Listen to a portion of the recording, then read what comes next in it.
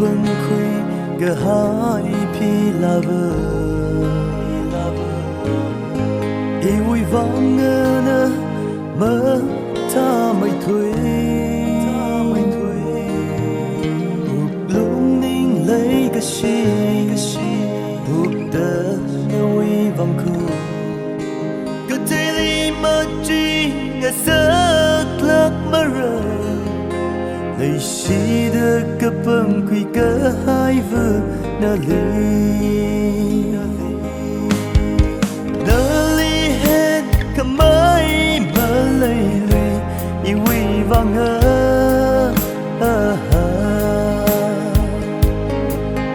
chát cơ thấy buồn nhớ đi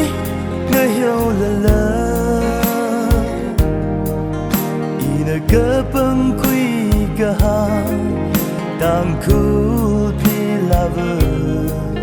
nằm mong ngơ nơ li nơ y nơ cơ bưng quy cơ ha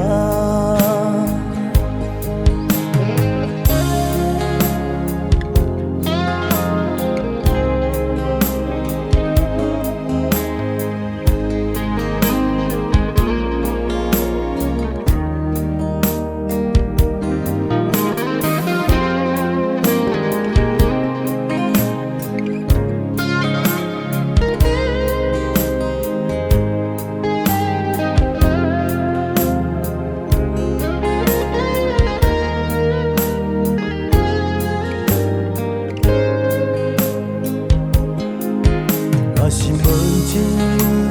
y vui mừng sung ra chỉ thấy chính nơ vui lấy cái gì ra và nào không bờ si đã ripan lấy cái gì mà tay sừng nghĩ ninh healing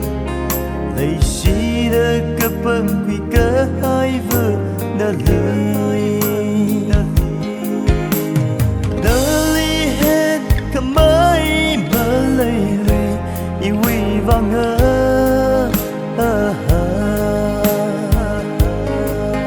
chát cơ thấy buồn nhớ đi